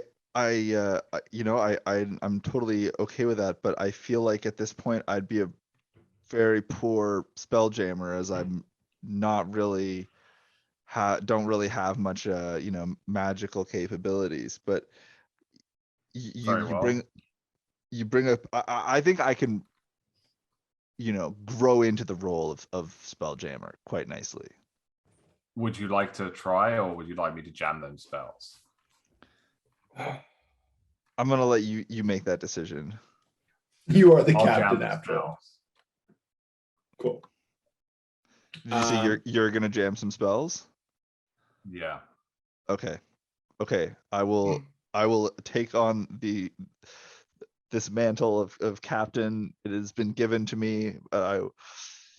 There's multiple speeches here that I could make from pop culture, but I'm not going to go into any of those. Oh, captain, my captain. No. Okay. Ramadan, one thing I will tell you is that during this simulation, you can just call me Plasmoid. I would want to undermine your authority. Thank you, Plasmoid. It's like calling us like, hey, human, how are you? So after a long pull on her I cigar, didn't mean calling Swain. Bosun Tarto surveys the. How's Tartu spelled? Is it spelled TATSWAIN?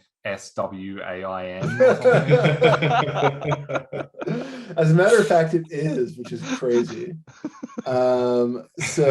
She surveys the two assembled crews.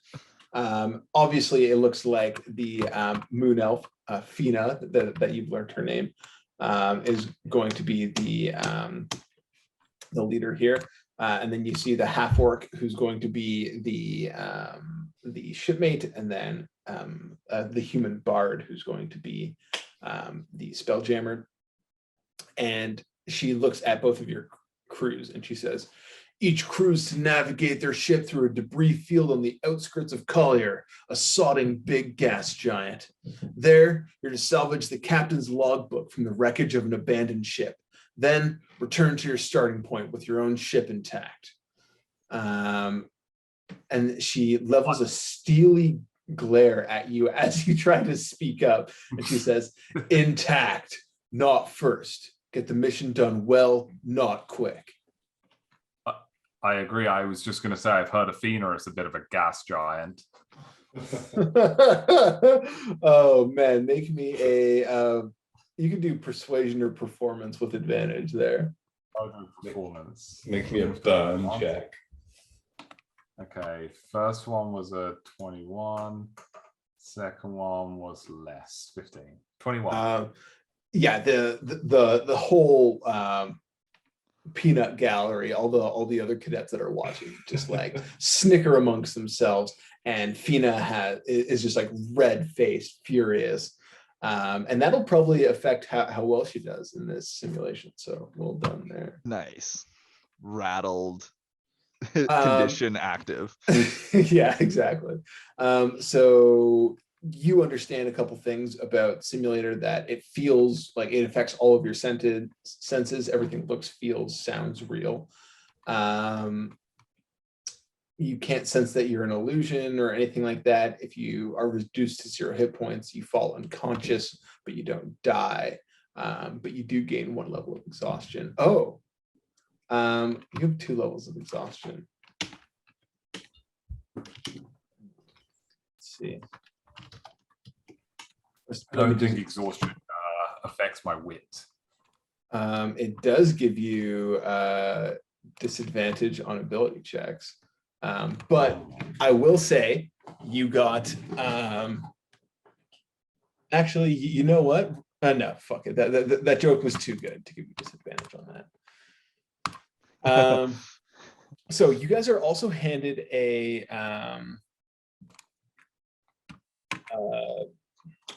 list of things to do during your training exercise, and I'm going to paste it in right here. Oops.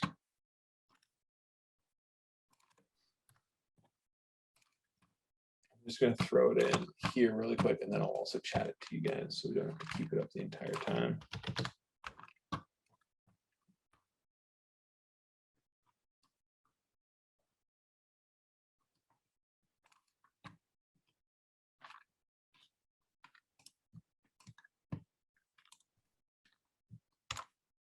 So I've sent it off to you guys. Wow. Supposed to be able to read that. Can you not? Kidding. Oh, I'm zooming in, but someone keeps moving it. Oh, damn it. Okay, so you understand that you're kind of like given this list of things, and this gives you a little eye into what is going to happen during this. I'm actually just realizing that you shouldn't be seeing this before you do the test. This is supposed to be after. They should have specified that. Let's hide this. Screenshot. Haha. And it's already. Yeah, fuck. Whatever. Let's go. Let's not address it at least. So you guys go to stand in the middle of the simulation chamber, and then the illusion begins. Spelljammer, which is Plasmoid, not Captain Plasmoid, make me a ability check using your spellcasting ability to see if you can propel the ship skyward. So as you're looking around this, I think you guys are in a hammerhead ship, which let's see. Oh, so you are able to see this. Do I have disadvantage then? You do. Oh no. I'm gonna help him. If I Okay. can do that. Very good. I'd like to offer my Spelljammer the help action. I did get a 18. If it's my, do I have my, is it my spell attack, my +4? No, it's like an ability check using charisma for you. Oh, okay, so +2. So that was 16. 16. Okay, still works. I will say that in order to help him, Raladan, just make me an Arcana check. Yeah, okay. That's a 12. 12.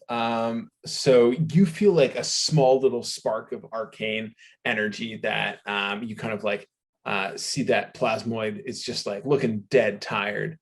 You go over, you put your hand on his shoulder, he gives you a nod, and then you see he like fits the Spelljammer helm on and then like looks up into the sky. And you see now that you guys are kind of like on this like dock that's just looking into the vast expanse of space, and you just start soaring up through the cosmic clouds of wild space. So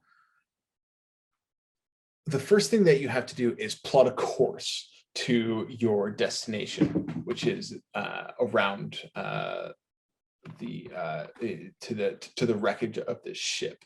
So, Captain, make me a survival or persuasion check. Shipmate, Right. make me athletics or acrobatics, and Spelljammer, make me investigation or survival. It's a 19 for the acrobatics 11. check from the shipmate. 11 from the captain. Okay. Survival. And Plasmoid. Sorry, I was slow off the mark on that one. I'm just rolling with disadvantage, and my dice has blocked my thing on D&D Beyond. No, it couldn't be. Okay, 6. Okay. So essentially how failing works is it just means that if you're able to catch a glimpse of the scoring sheet, it just means that like you'll still be able to get to your destination.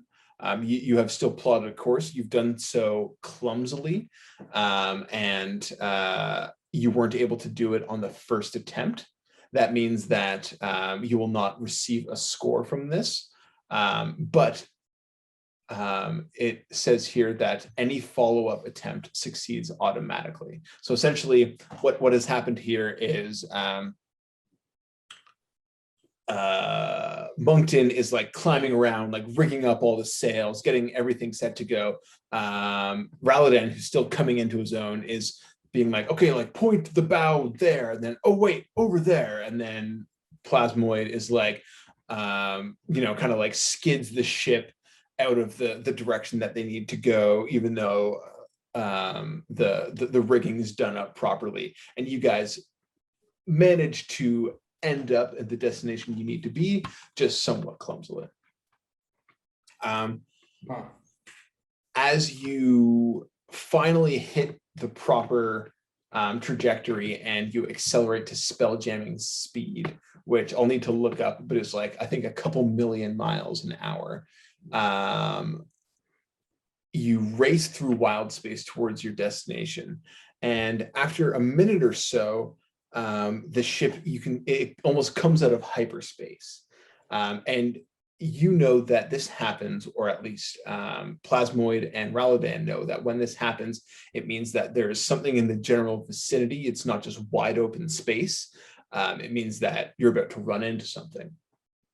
So you slow down to normal speed and you see that your ship is caught in a school of giant space eels as they swim past the ship. Each eel discharges a bolt of lightning as it zips by. And then in order to avoid the electrical storm, you guys will need to make me the same checks. So captain, survival or persuasion, shipmate, athletics or acrobatics, and then spelljammer, arcana or wisdom. As you make those checks, I need to plug in my laptop, so I'll be right back. Okay. I think I picked the right guy because I have a good plus for acrobatics. Oh. I am terribly exhausted. Yeah, I would failed. love to do something about that. Yeah. I think I just need a nap. I need to stop fighting people and nap. Just take a nice long rest. Yeah, just have a little sleep, eat some food.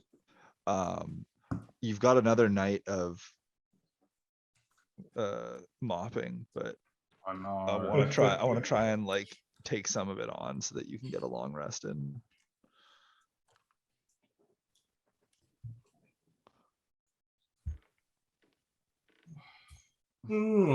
Share the load. Oh, what's this? Oh, New angle. rocking a different angle now, baby. Let's see. Oh, I'm back. Whoa. Yeah, how fancy is that? Okay, so Captain, what'd you get? I got a 22. Nice. Shipmate. 14. And Spelljammer? 7. Good one. I'm so happy that we're recording these sessions so everybody gets to know how terrible, consistently terrible Russell can roll. It's crazy. Apart from when I'm trying to climb down a half orc's throat. Of course. Yeah, that's Exactly. what It's we're like rolling. So you guys are able to Plasmoid is just kind of like, oh my, there are some space eels. But Moncton is able to like pull on the rigging enough, and then Raladan is able to provide enough guidance that you guys are able to skirt around these giant eels and keep going, and you have successfully passed by the electrical storm. You you accelerate back up to spell jamming speed. And then after another short burst of traveling at just like mind bending speeds, you can see like lights flashing by you and everything. You come out of what hyperspace, which is what we're calling it. And you see that the abandoned ship you seek is at the center of a cluster of asteroids. So you're going to have to navigate a careful route through the asteroids by making me one more of these checks. Love it. Okay. Survival or persuasion? Yep. Okay.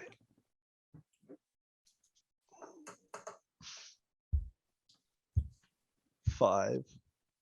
Okay. All round, not a good roll. Then I guess I got 11. Okay. And plasmoid? 8. 8. Okay, so you guys are trying to, like, you know, these asteroids are like spinning slowly, just like kind of like caught around this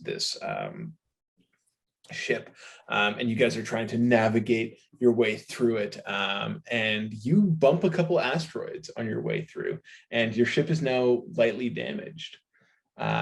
You eventually manage to get to the asteroid, but you know, you all kind of cringe at the thought of Bosun Tarto just watching on as you guys damage the ship.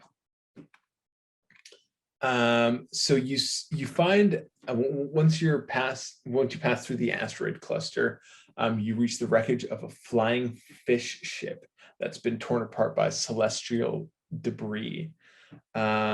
So the wreckage that's surrounding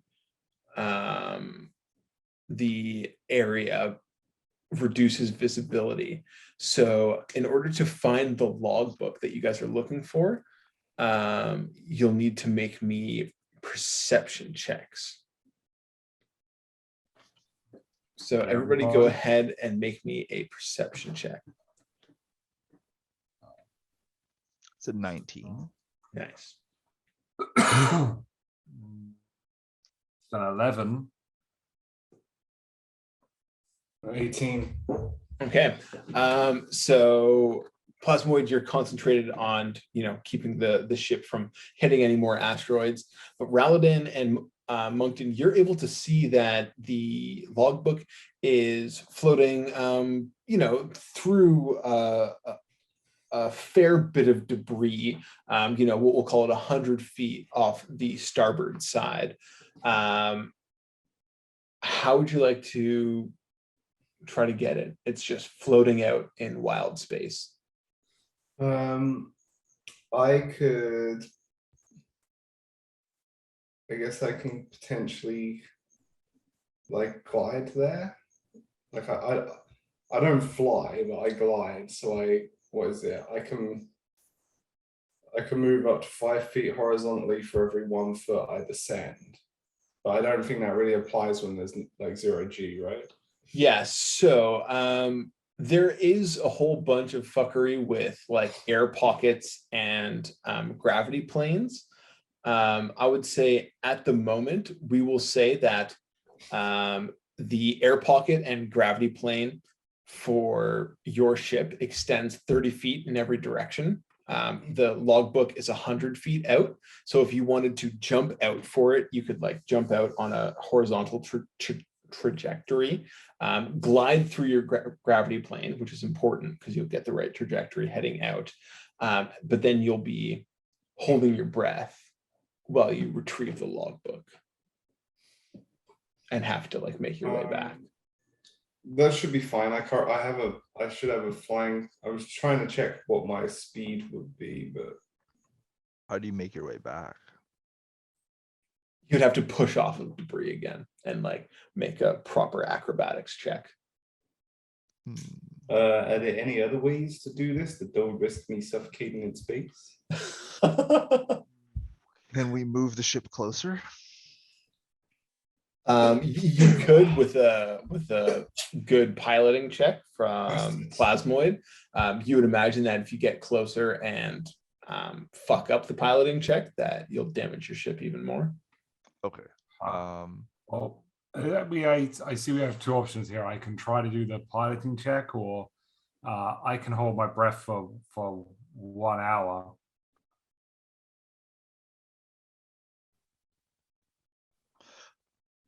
Interesting. How's about we send the acrobatic guy out there who should be able to get back pretty easily? But why don't we Do we tie? have any rope?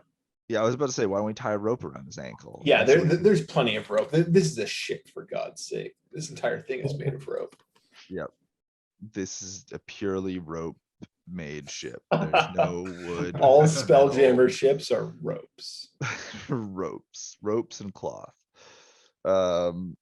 Yeah, we'll tie a rope around his ankle. So once he gets out there and grabs the book, we just reel him back in. He doesn't have to make any checks. He just has to hold his breath. Okay. So I will say that in order to make the proper jump off of the deck and hit the logbook, that you'll have to make an acrobatics check. But before we do that, who is making the survival check to tie the knots on this rope? I'll take the responsibility as captain to make that Okay. survival check. I will take Has anybody seen Treasure Planet? I got a 13 on the survival check. Okay. Go ahead and make your acrobatics check then, Moncton, after you finish blowing your nose. Yeah, sorry, I've got. So I opened the window in here because it's getting really hot, but something here gives me mega fucking allergies. I'm not sure what it is, but I keep getting into these sniffling, sneezing fits. It's the clams, East Coast clams. Something like that for sure. There are a bunch of birch trees around there. What am I rolling for? I rolled a 16, so plus. Acrobatics. So Oh, 21. yeah, you guys are good. You just kind of like push off, glide out the gravity plane, hit wild space. You can feel the gravity that's been like pulling you downwards for the past 30 feet just goes away. You can see that there is this like small pocket of air that's brought with you as you leave the ship's atmosphere. So you're able to breathe, at least for now. You glide towards the logbook and you're able to grab it.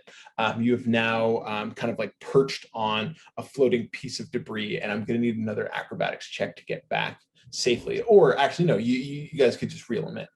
Yeah, we just reel him in. Cool. So he grabs the book, Raladan, and I'm guessing Plasmoid grab the rope and pull him back in, and we'll say that is all it takes to get the logbook and get back. Nice. So you come back with the logbook. You're safely on board, but now you have to exit the asteroid cluster. So everybody give me those same checks to get out. If you fuck up again, you'll have a heavily damaged ship rather than a lightly damaged ship. Yeah, it's, you know what? This is fine. It's gonna be okay. It's not gonna be okay, guys. I got a 4. I got a 12. Even with disadvantage, damn, I really dropped the ball here. I'm sorry. Yeah. If you let the whole side down, we're Yeah. gonna mutiny. And Moncton. The shortest captaincy. What am I rolling for? Sorry. Athletics or acrobatics? Oh, 18. 18. So it seems like Moncton's the only one here keeping things up. He's pulling ropes. He's trying to get this going, but between Plasmoid and Raladan, you guys scrape your side along another asteroid. No, it's a DC 13. So you guys, just like you get out of the asteroid and you're like, okay, asteroid cluster, you have the logbook, but you're looking down the sides of your ship and they are scratched up. And again, your mind's eye goes to Bosun Tarto, who's just furiously clenching her fist. As your ship steers clear of the asteroids, another ship appears, Its sleek frame is painted in a wild shade of pink and is designed to resemble an immense squid. Starlight reflects off the ship's hull, illuminating 2 turret-mounted ballistas, rotating slowly to face your ship. So we are now going to enter the first ever wild space battle. You can see that this is a hostile ship that is flying towards you. You see that the information there on the handout 1 Hammerhead ship is the information that that you have to deal with. Essentially, what we're going to do is something called side initiative, where you guys roll a d20 that represents your group, and then I roll a d20 that represents this attacking ship, and then we just decide which order everybody's going to go in inside that initiative. So whoever wants to roll me that d20 for you guys, go ahead.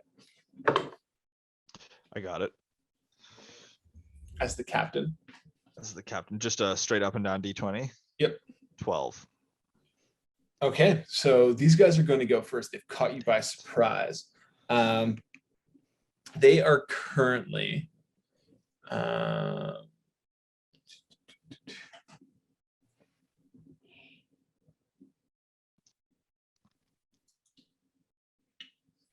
so I do want to mention that you have 220 hit points, or the ship does, instead of 400, because it is heavily damaged. Okay. So as you guys pull out of the asteroid cluster, the Githyanki ship that you see comes out around an asteroid just 50 feet away. And it is going to use its, sorry, I'm just pulling up its stuff right now. So you see that it loads up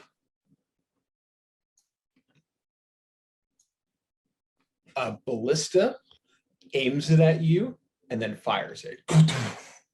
That is going to be a 13 to hit your ship. Are we? Sorry, how far away are they? They're 50 feet. Okay. Okay. So your armor class is 15, so that's going to miss. And then I'm just trying to figure out how many these guys have. Okay, so, and then they're going to load up a mangonel. I don't even know what a mangonel is. Somebody know what a mangonel? Looks like a catapult. Yeah, a catapult type thing. So you see 2 Githyanki load up this catapult looking thing. The other 2 kind of like twist it around to face your ship, and then one sends this giant cannonball flying towards you guys, and that is going to be a 8 to hit. So sails over you guys. It is now your turn. So essentially what you guys can do here is just like figuring out how this stuff works on the fly. It takes 3 of us to man this ballista. We've got 1. We cannot use these mangonels because we don't have 5 people. We're gonna go with Moncton. You're gonna load the ballista. I'm gonna aim it, and then Captain Plasmoid, you're gonna fire it. Go, go, go. I wouldn't put any responsibility up to me. I'm exhausted. Yeah, you just that's why I'm giving you fire it. You just have to like pull the lever. Okay. All right. Yeah, we'll say whoever, well, actually, no, I'd say whoever's firing it is making the attack roll. Oh, really? Yeah, but I don't think his attack rolls are affected by disadvantage. He's just has disadvantage on ability checks, and his speed is half. You don't. I mean, it's just a +6 to hit, but. Oh, right. Okay, so yeah, you also don't really want Russ rolling dice, but okay. Listen, okay. What I meant to say is that you're gonna aim it and I'm gonna fire it. Or that Chris is gonna fire it, because I think he's actually rolling the best out of all of us tonight. Yeah. Okay, all so right. Whatever you want to do, I'm fine. Yeah. Chris, we'll get you to roll. our attack here. Okay, You get to fire the first one. sure. So that's a Plus yeah, it's a 6. 9. There's a 19 on the dice. So wise decision. Chris is rolling the best. Okay, Yep. go ahead and roll me 3d10. Here's Oh, Shit. let's Don't go. keep a lot of D10 kicking around. Or it looks like you can just take 16, right? that's just tells you the average. Oh, okay. Okay. Sometimes DMs can use that, but Yeah, that's fine. Well, we got below average then. That makes me sad. It's a 14 total. Hey, that's pretty close to the average. That's not bad. Not bad. okay. That's a wild range, right? Like that's 3 to 30. Yeah, Imagine sure. 3. So sad. Okay, so then sad. these guys are going to go ahead and I'm actually just looking at this.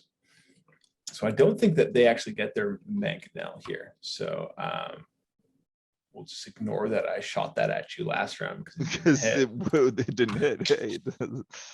And then they are going to shoot their ballista at you.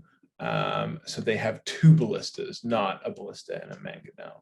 So the first one is going to be a +6 to hit. That's a 23 to hit.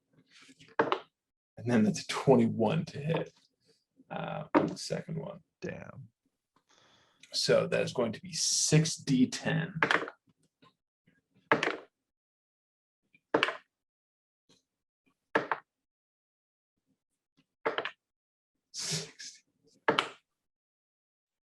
$23. I rolled like 3 ones there, so Not so bad. not so bad. So Okay, we're down to 197 HP. yeah, and you guys would see here that like after exchanging a couple volleys, that it seems like they have more attacking power than you guys. Hold on a second. There's a damage threshold of 15. So Right. they have to do more than, so those were 2 separate attacks that came at us. Those were 2 separate attacks. If you rolled 3 ones, then one of those attacks for sure could not have been more than 15. I don't think either of them was. I think it was like a 15 and an 8. So that actually does do 0 damage. And your attack did 0 damage as well because it has a damage threshold of 15. No. Right. We did 14 damage. It doesn't Okay. count for last turn. It only counts for this turn because we just realized. Right. So I will say that you guys are starting to realize that they have you outcrewed and outgunned on your new ship, especially or on your current ship, especially because your ship has been damaged. So you would understand that the best way to avoid this situation is to get out of the way. Essentially, just lose this thing in the asteroid cluster, and then get out of Dodge. Make it into spell jamming speed. Yeah. So whatever you would like to do, Captain. Ooh, right. If we make a navigation or like maneuvering check, that's like the 3 of us rolling those skill check things. Yes. Okay, so that just takes all of us.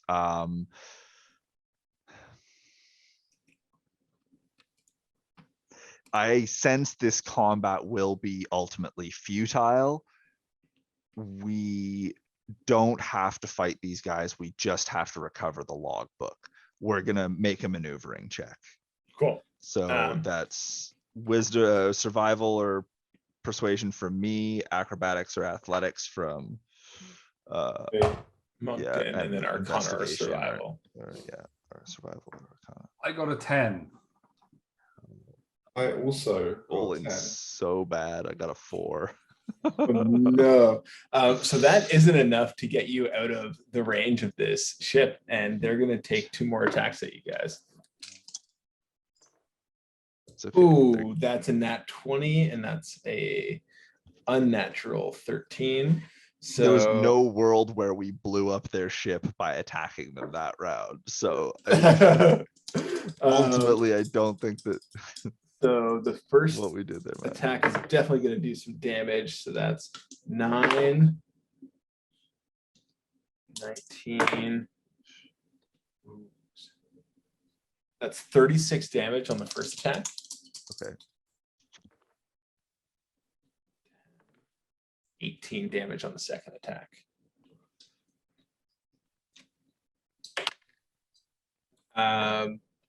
What are you guys doing on your turn?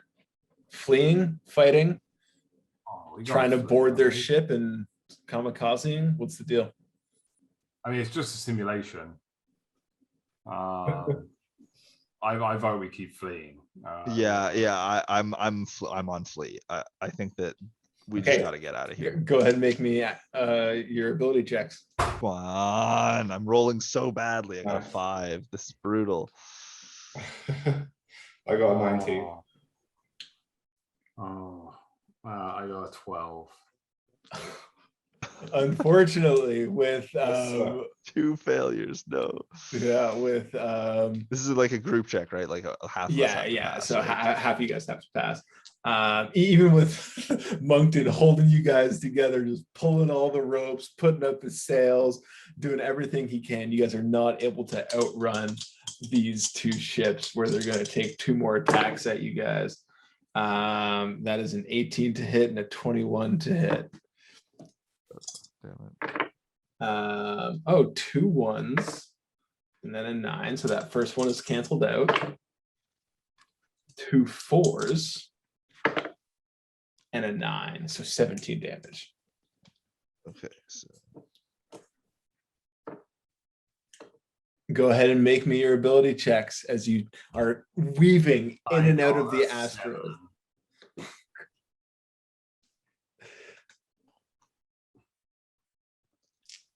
okay, 15. 21. Okay, so you guys are weaving in and out, just getting like peppered by these ballistas. You know, you see a ballista like puncture a rock next to you. You're just like drifting around them. Raladan, you're like, bring us around that asteroid as it's like coming across you, and like Plasmoid is like trying his best to push the Spelljammer to the limit to get it around. He's not going to be able to do it, and then Moncton like climbs up, gets you a little bit more slack in the sails, and you guys are able to scoot around this asteroid as it passes between the 2 ships, and you're able to finally clear out of the asteroid clusters and get up to spelljamming speeds. And then as you are heading back, you've got the guide. You're heading back to the entry point. Your ship is beat to shit, and you drop out of hyperspace a little bit sooner than you expected, and you see your rivals' ships. It is kind of just like drifting out in wild space, kind of just like on a bit of a tilt, and you see that there's electricity coursing through it. Well, sucks for them. Let's approach their ship. I want to like see if can I see anybody. Is everybody okay with this? This is a group decision. I have a suggestion. Is this a group decision for next week, or are we about to get into another long? This is very close to being the end. Okay. I'm curious enough. Let's see what it is. Okay, so you spot that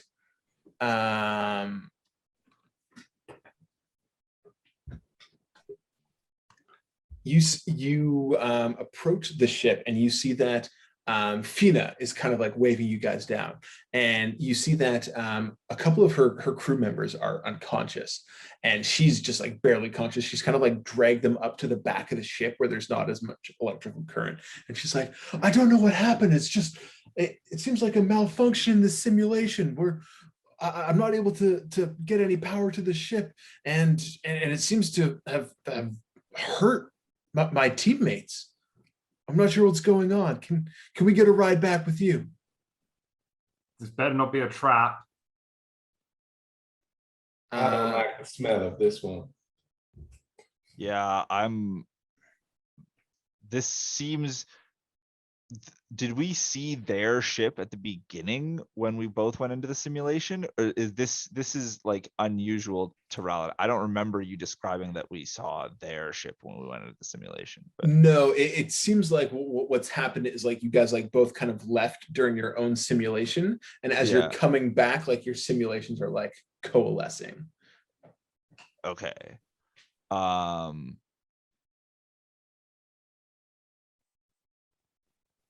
Yeah, like I think we should still try to help them, right? Like, I don't know, like what this, like if we leave the simulation, like what happens to theirs? Like if they're sort of trapped Nah, in.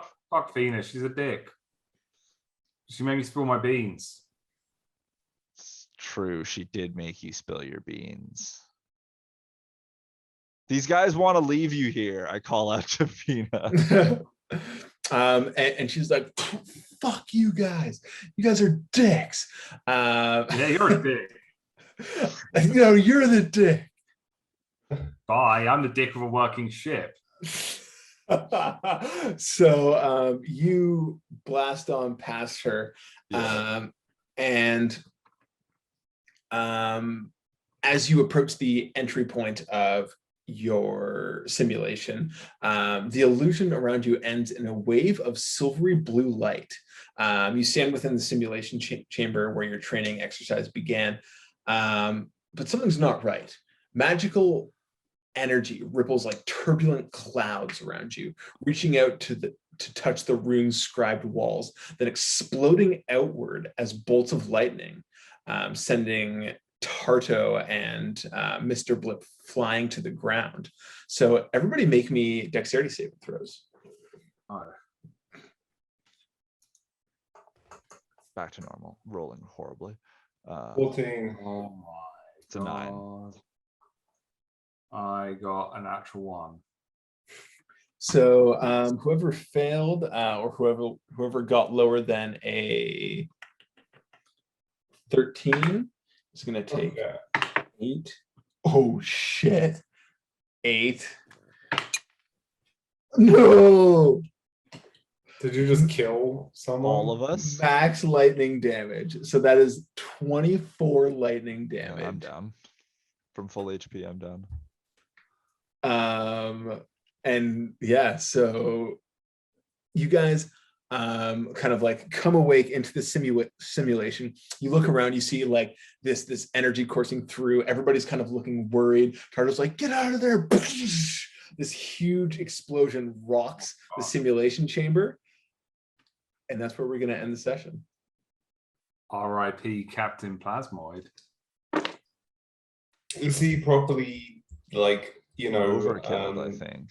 my negative hit points to the point where I was on 1. My max was 17. I was on 1. Why were you at 1? We 21. long rested before the. No, he didn't because he was mopping all night. So. And he didn't have any spell slots left. Just to run that back, you would have got a long rest. You just would have had an extra level of exhaustion. Oh, so his hit points reset, but yeah, hit points and spell slots reset, but he had 2 levels of exhaustion. Okay. Right. I I think think I was the gonna way have to come back you, as like corporal plasmoid or something. Like another plasmoid. Brigadier Yeah. General Plasmoid. Boatswain plasmoid. Yes. That's 3 separate words. That's the stupidest word in the English language. Okay, that was a great session, guys. We actually managed to catch up and got all the way to the end of the second Spelljammer Academy adventure. Unfortunately, we're not going to be here next week, which is when Spelljammer proper drops, but we'll be back the week after. Hopefully finish off Spelljammer Academy, and then jump straight into some real Spelljammer. Yeah. Mike, I feel like next week we're not playing. Charles can't make it. Yes, Charles can't make it. maybe you can do like a Q&A session after the Spelljammer content drops, so we can figure out what this shit's all supposed to really be Oh, about. you guys want to hop on and just like talk Spelljammer? Well, right now I'm just a monkey in space. Like I have no idea. It's a good point. And if you can think of any more words that are stupider than boat swaying, put them in the comments below. and then subscribe to Arcane Eye on YouTube, because we talked about all this. Check back in next week to learn more about Spelljammer. Cool. Yeah, well, I'll certainly consider doing a what is Spelljammer Q&A with Russ and Chris. I imagine that there will be a lot of asshole pain jokes. But if I'm able to handle those, then we'll hop on Tuesday and talk it out. I've heard you can handle quite a lot of asshole pain. Jesus Christ. Okay, well, thank you everybody who's tuned in to this Arcane Eye adventure. And it's been awesome, and we'll see you guys next week.